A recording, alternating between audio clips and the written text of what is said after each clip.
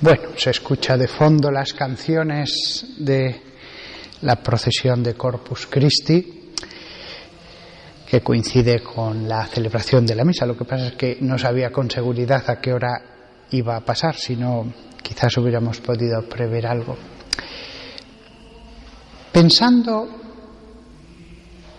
en qué predicar este año, en esta festividad, se me ha ocurrido explicaros cómo yo personalmente, unos días antes de esta festividad de hoy, de esta solemnidad, había pensado cómo vivir la pasión de Cristo en la misa.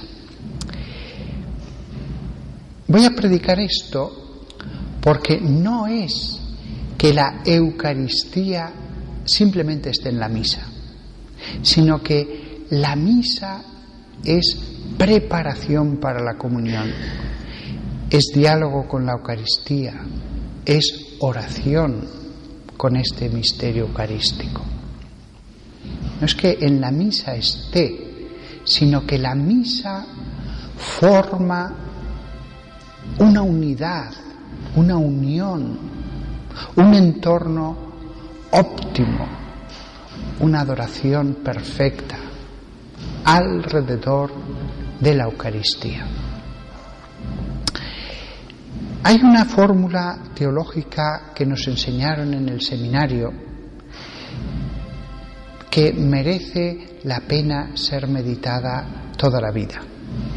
La misa es el sacrificio de Cristo en la cruz que se actualiza y se hace presente sacramentalmente sobre el altar. La misa es el sacrificio de Cristo en la cruz. El Padre Pío, lo he dicho en más sermones, vivía la pasión en cada misa. De hecho, sus estigmas sangraban, como si en ese momento le estuvieran clavando los clavos.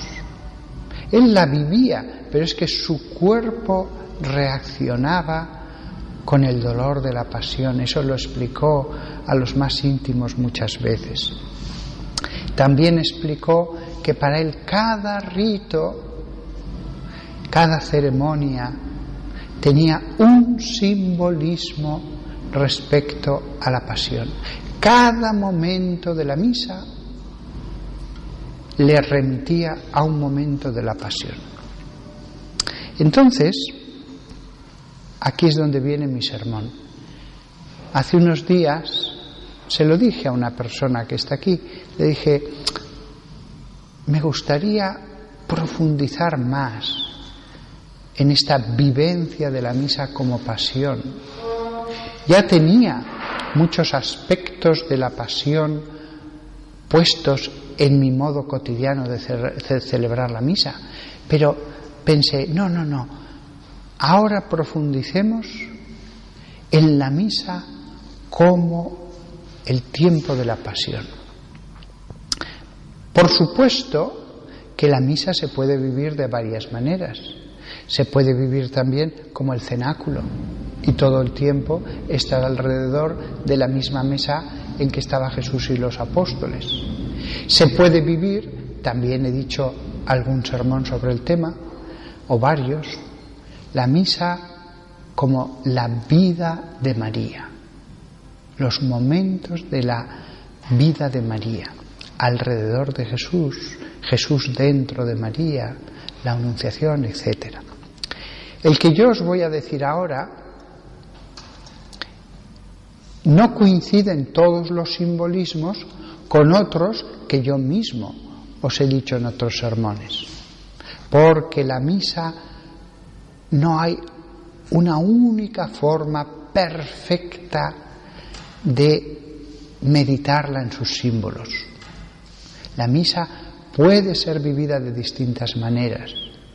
A lo mejor el modo que os voy a decir, vivir toda la misa como la pasión, puede ser útil para los viernes o todos los días durante una temporada y después buscar otros modos. Incluso lo que voy a decir a lo mejor es muy útil para el sacerdote, pero para otra persona puede decir, pues a mí no me ayuda este modo. Yo lo comparto hoy. La misa los símbolos que voy a decir, van a tratar de seguir el orden cronológico de la pasión, pero no siempre, porque hay algunos momentos en que remiten muy claramente a algo concreto de la pasión, aunque se rompa ese orden. Lo primero de todo, la meditación sobre la misa ya comienza cuando vengo desde mi casa a la iglesia. Cuando voy por el camino, me digo interiormente, me estoy dirigiendo como Jesús se dirigía camino de la última cena. ¿Cuáles serían los sentimientos, los pensamientos de nuestro Redentor cuando por la calle iba hacia el edificio, la casa, donde iba a celebrar la última cena, sabiendo todo lo que iba a pasar? Después de un tiempo de oración, preparándome para la misa, viene el momento en que me revisto de los ornamentos. He pensado, yo que me revisto de las vestiduras sagradas que simbolizan las riquezas de Cristo que recubren el alma nuestra, en meditar el momento en que era despojado de sus vestiduras. Él se despojó, fue desnudado, fue humillado, para que nosotros nos revistiéramos de sus tesoros. El revestimiento de las vestiduras, lento, tranquilo, meditándolo, pensando en ese despojamiento. Cuando voy al altar,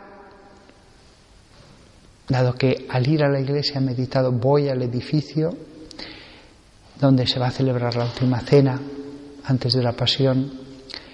Cuando voy al altar, meditar cuando ya Jesús iba a la estancia donde iba a tener lugar la última cena. Después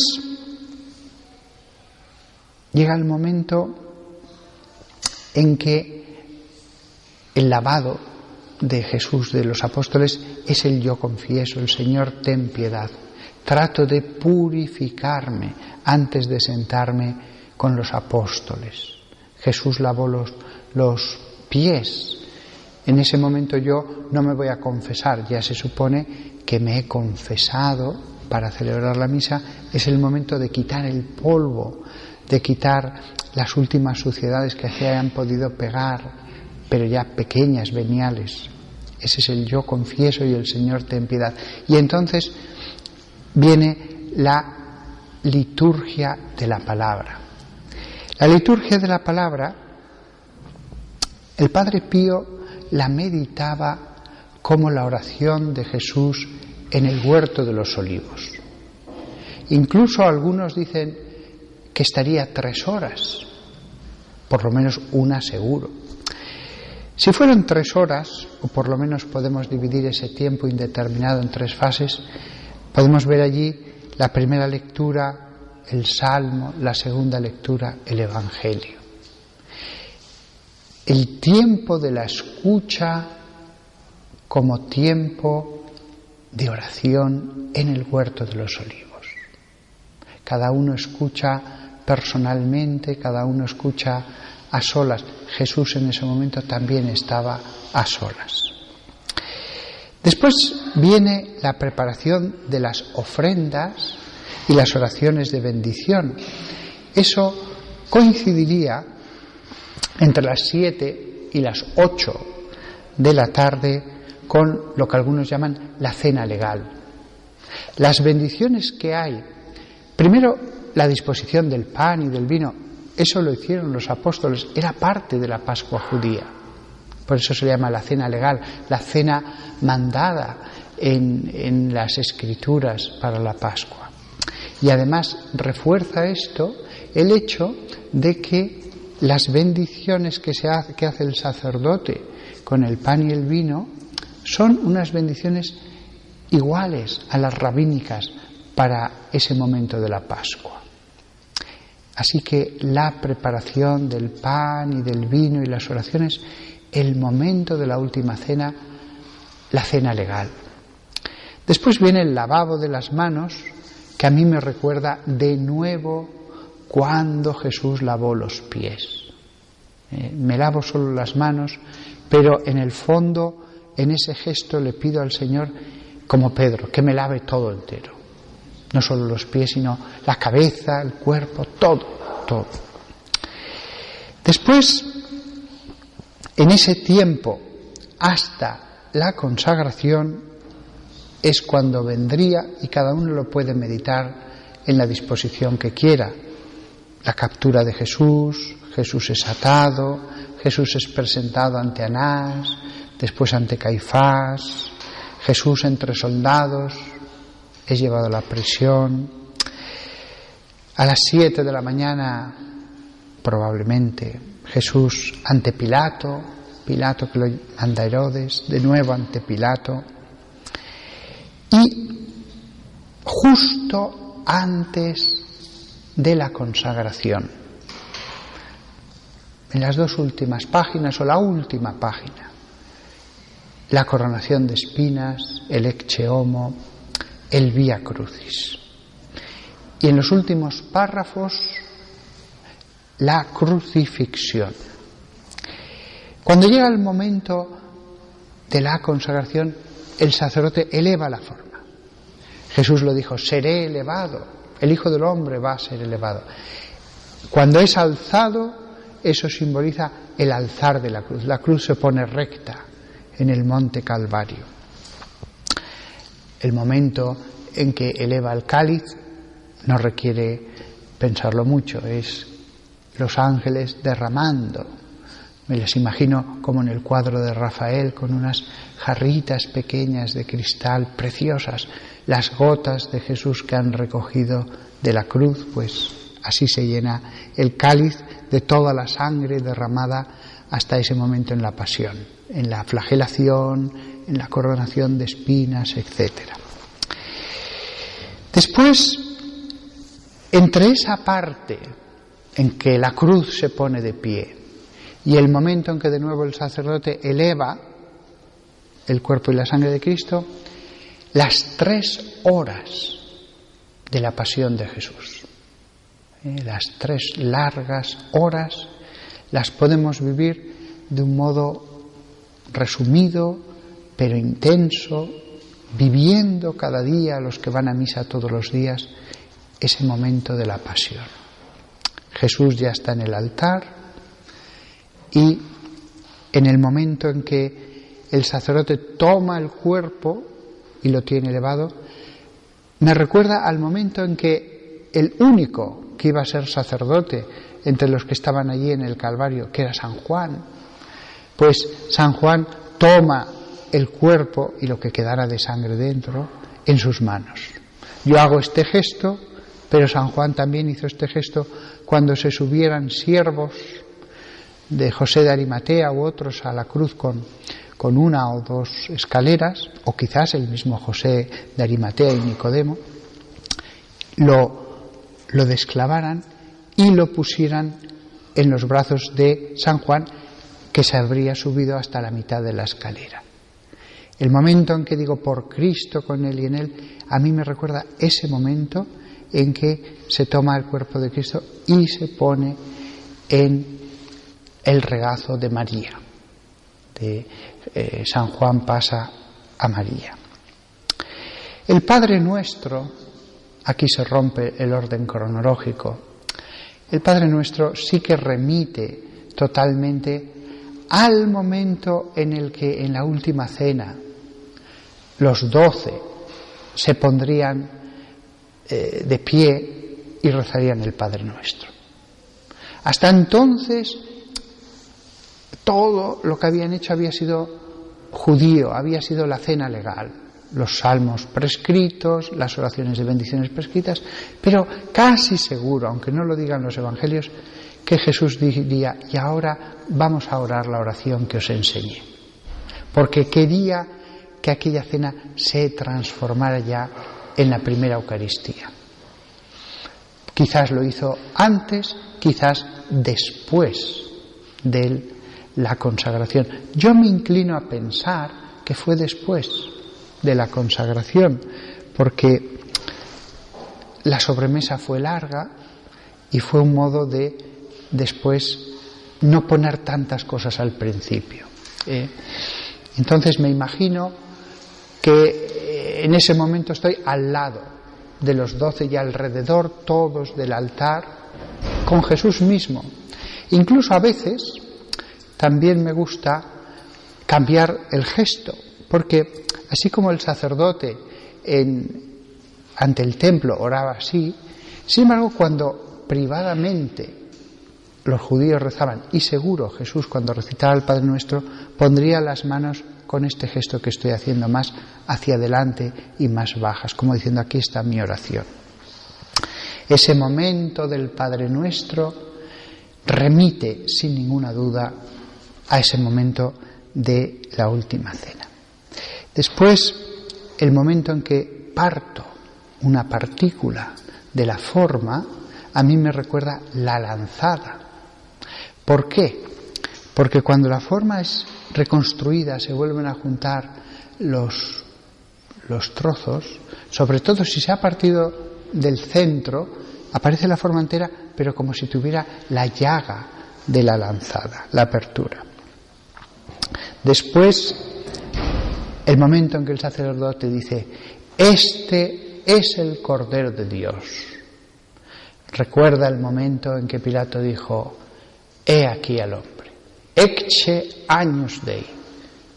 Pilato dijo: ecce homo. También el paralelismo es total.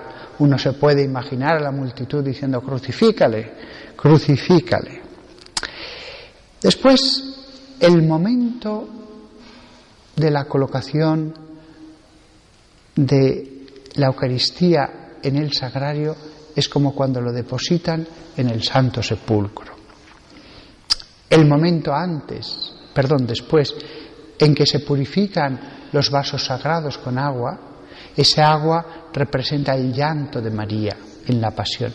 Y hay dos purificaciones. El segundo es el llanto de María ya cuando Jesús no estaba, que es algo que está reflejado en el rito, porque en la primera agua todavía quedan gotas de la sangre de Cristo, está Jesús, pero ya en la segunda se hace por si quedara algo, pero en principio ya no hay nada. La purificación de los vasos sagrados como el llanto de María, antes y después de la Pasión.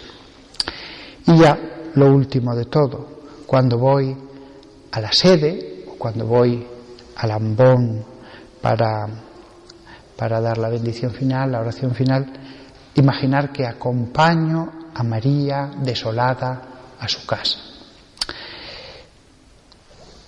Os he querido participar esto, cada uno que haga la composición que quiera, cada uno que viva la misa como quiera, lejos de mí el decir que tiene que ser así, por favor. Pero es verdad que ya son santos y muchas personas devotas las que han establecido esa correlación entre la Pasión y la misa. Y esto está en la mente de la Iglesia, que ella misma ha puesto varios símbolos de la Pasión en los ritos de la misa. Y para empezar, dejando claro que donde se celebre la misa, sobre el altar o cerca, debe haber un crucifijo. Nada más. Os he dicho esto no porque sea algo anexo a la Eucaristía, sino porque es algo unido al misterio de la Eucaristía. Jesús quiso que su presencia real, simbolizada por la división de dos elementos, pan y vino, simbolismo del cuerpo y de la sangre, su presencia real fuera ya de por sí un recuerdo constante, un memorial de la pasión. Podía haber dejado una presencia neutra, pero no, quiso que su presencia siempre estuviera unida al momento terrible en que, por la acción de los hombres, se separó la sangre del cuerpo. Así que la misa, por eso esa fórmula que se ha enseñado en los seminarios, es el sacrificio de Cristo en la cruz, la actualización del sacrificio de Cristo en la cruz. Que en este día de Corpus Christi, cada uno que use los medios que quiera, pero que ahondemos, vayamos más adelante en el amor a Jesús en la Eucaristía.